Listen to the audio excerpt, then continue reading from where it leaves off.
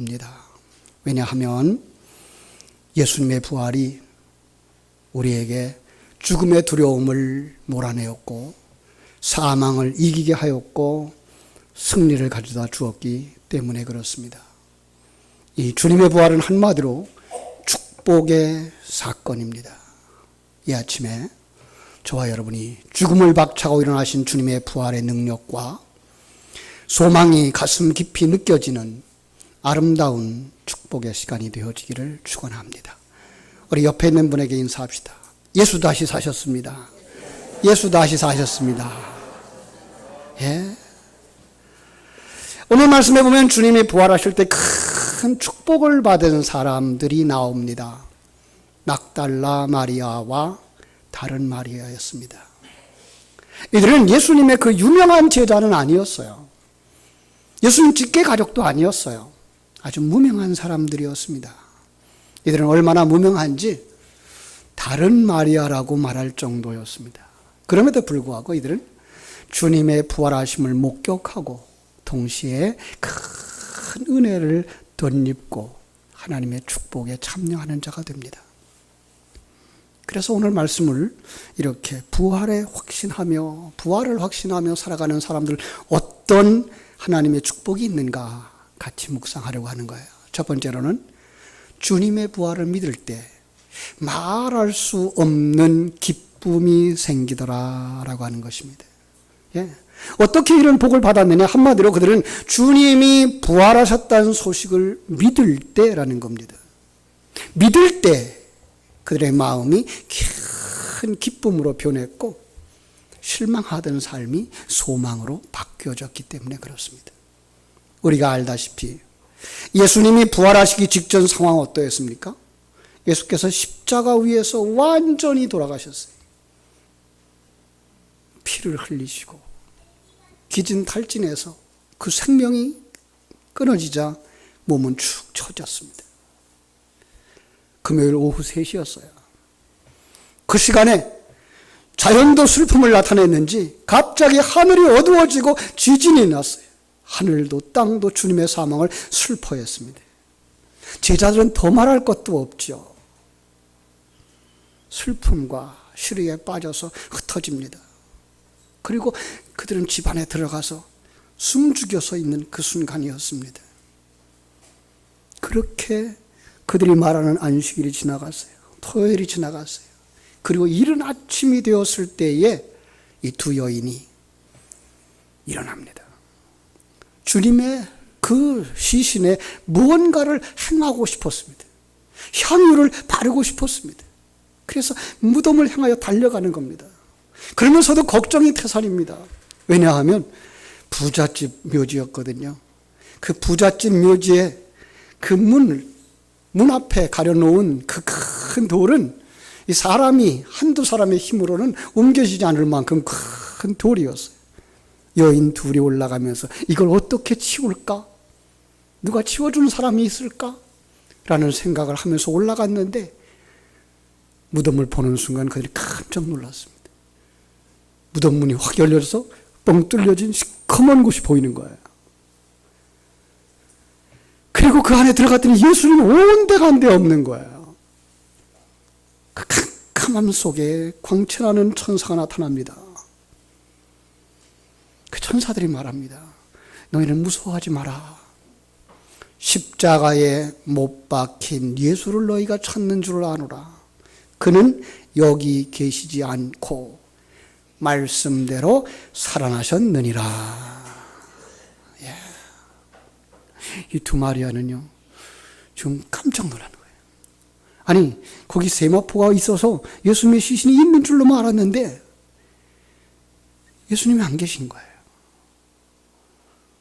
그들은 심장이 멎는 것 같았어요. 예수님이 살아나셨다니 이게 어떻게 된 걸까? 얼마나 충격을 받았는지. 그런데 그의 누우셨던 곳을 바라봐 보니까 시신은 보이지 않고 세마포만 이렇게 마치 우리 한국 사람들로 말하면 염습을 해놓은 그대로 그 배옷이 있고 안에 있는 몸만 빠져나간 공기 빠진 튜브와 같은 그런 모습으로 쭉 가라앉아 있는 거예요. 그 순간 그들이 생각났어요. 내가 3일 후에 부활하리라 라고 하는 주님의 말씀인 거죠. 이 주님은 그러니까 이 부활의 역사가 그 일순간에 일어난 어떤 돌발적인 사건이 아니라 이미 오래전부터 하나님의 계획 속에 이루어진 일이라는 것을 우리는 알 수가 있습니다. 앞뒤 전후가 이해되어지자 예수님의 부활하셨다고 하는 소식이 믿어졌고 그 순간 그들은 확신으로 두려움이 변해서 그들은 참으로 평안으로, 그리고 실망이 변해서 그들은 슬픔이 변해서 기쁨으로 변화되어지는 거예요. 그들 속에 슬픔이 사라졌습니다. 근심이 사라졌습니다. 걱정이 사라졌습니다. 앞날을 어떻게 살아야 될 것인가에 대한 두려움도 다 사라져 버렸습니다. 다만 그 깊은 곳에서부터, 영혼 깊은 곳에서부터 샘솟듯 하는 기쁨이 솟아오르는 겁니다. 얼마나 기뻤는지 8절에 보니까 그들은 큰 기쁨으로 제자들에게 알리려고 달려갔다 이렇게 말씀하고 있습니다. 가서 뭐라 그랬을까요? 예수님 사셨어. 예수님 다시 사셨대. 예. 정말로 예수님의 부활을 믿는 자가 복이 있는 줄로 믿습니다. 우리 한번 따라 합시다. 주님의 부활을 믿는 자가 복이 있도다. 그 부활의 소식을 아직 전해드리지 못한 사람들은 여전히 실망스럽고 여전히 두렵고 여전히 슬픔 속에 있지만은 주님의 부활한 그 소식을 들은 이 여인들은 기쁨으로, 감격으로, 확신으로 충만되어져 있었던 것입니다. 사람은요, 무슨 말을 듣느냐가 그렇게 중요한 거예요. 요즘 그래서 그 정보전쟁이라는 말을 하지 않습니까? 그런데 요즘 들리는 그 정보들은 전부 다 절망적이에요. 얼마나 사람들을 절망하게 만드는가 하면, 우리 젊은이들을 절망시키는가 하면은 3포 시대라 그러고 5포 시대라 그러고 요즘 뭐 또 7포 시대를 운운하더라고요. 다 포기하고 살 만큼 지금 세상에 안 된다는 거예요. 여러분 정말 그럴까요?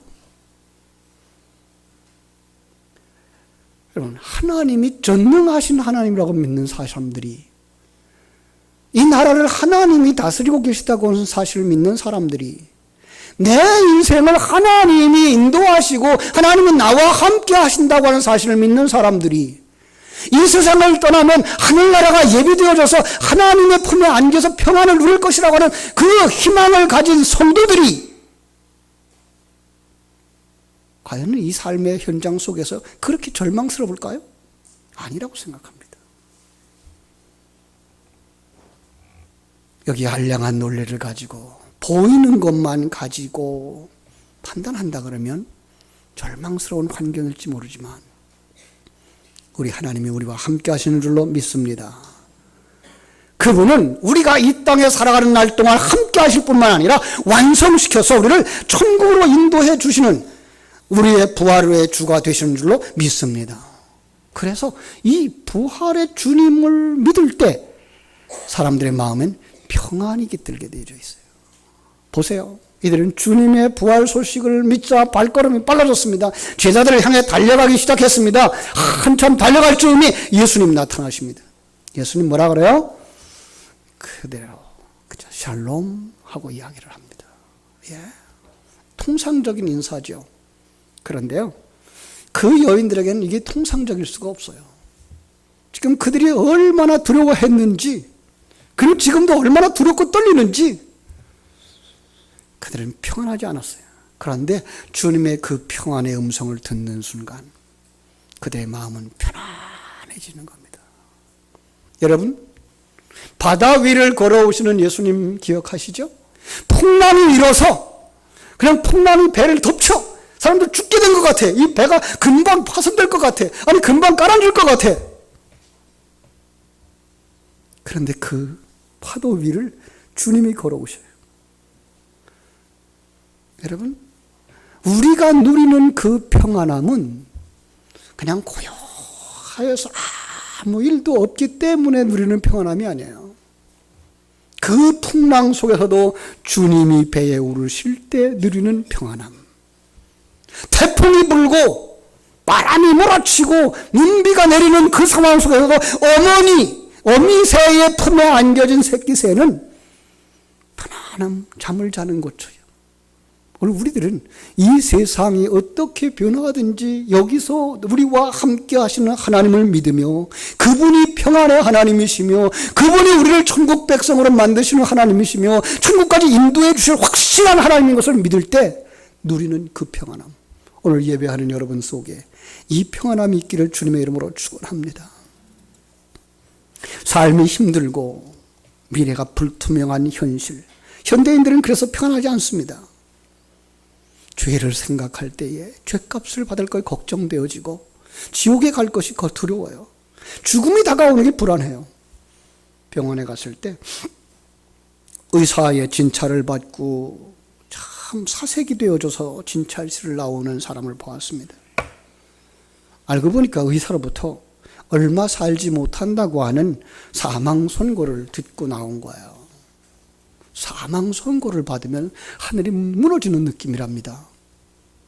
불안하고 두렵고 모든 희망을 놓게 됩니다. 저도 한 20살 때에 그런 경험이 있었습니다. 군 생활을 결핵이라고 하는 질병 때문에 의가사 제대할 때 결핵균이 나오기 때문에 격리 수용되어져 있었어요. 혼자 독방에서 참으로 답답해져 오는 그 심정, 눈물로 밤을 새운 적이 있습니다. 이렇게 죽음은 인간에게 두려움을 가져오는 거예요. 모든 계획을 물거품으로 만드는 거예요. 그런데 주님의 부활을 묵상하면서 이 두려움을 떨쳐버리고 평안을 누릴 수가 있었습니다.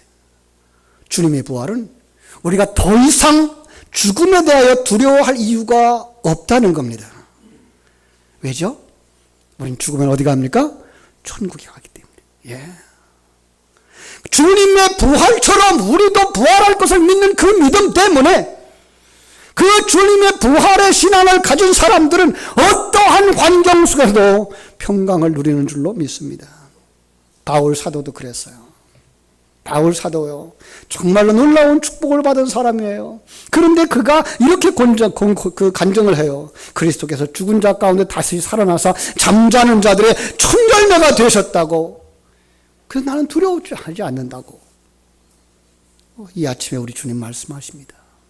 나는 부활이요 생명이니 나를 믿는 자는 죽어도 살겠고 무릇 살아서 나를 믿는 사람은 영원히 죽지 아니하리라.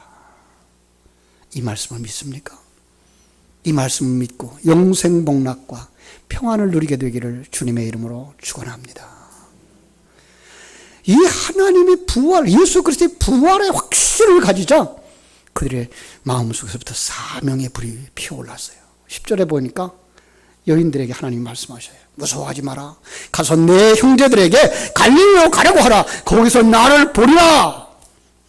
부활하신 주님은 그들을 갈릴리 바다로 보내셨어요. 여러분, 갈릴리 바다는 뭐예요?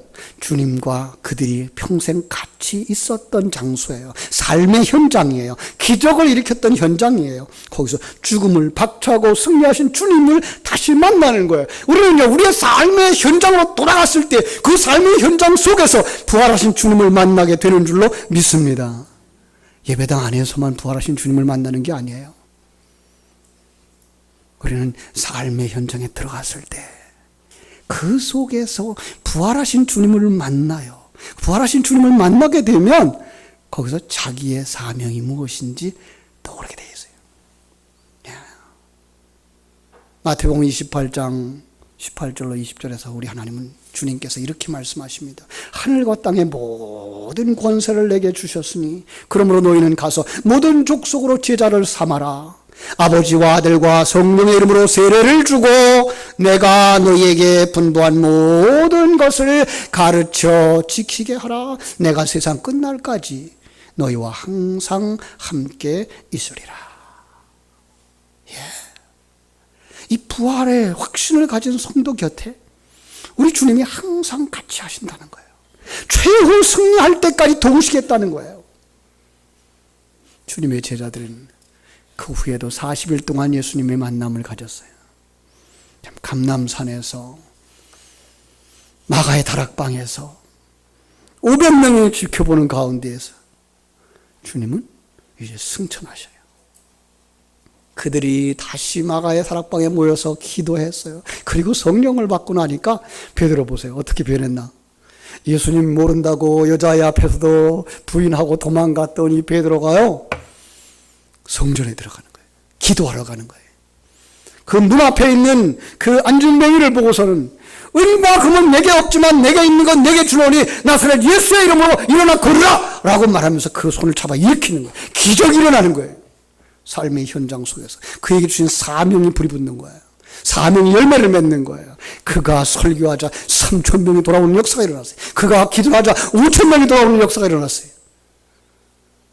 그의 사명이 꽃피우기 시작했어요. 사랑하는 여러분, 이 예수 그리스도의 부활에 참여하고 그 부활의 확신을 가진 사람들의 삶에는 이처럼 아름다운 열매가 맺혀지는 줄로 믿습니다. 저와 여러분, 우리 주님을 믿고 내가 영원히 죽지 않는구나, 육신의 몸은 벗어낼지언정 우리는 영원한 천국에 들어가는 것이구나 라고 생각하며 살아갈 때 우리는 이 세상에서 기쁨이 샘솟듯 하는 삶을 살게 될 줄로 믿습니다. 그래서 항상 기뻐하라 하는 말씀이 무엇인지 이해가 되어지게 되어져 있어요. 뿐만 아니라 어떠한 태풍이 불어오든 어떠한 환경이 되어지든 그 속에서 평안을 누리게 되는 줄로 믿습니다. 더 소중한 것, 여러분이 머무는 그 현장에서 여러분 속에 주신 그 사명의 불꽃이 피어올라 아름다운 열매를 맺음으로 말미암아 주님 앞에 영광을 돌리고 하나님 앞에 서는 그날에 잘했다 칭찬 들을 수 있는 복된 성도들 되시기를 주님의 이름으로 축원합니다. 기도하겠습니다.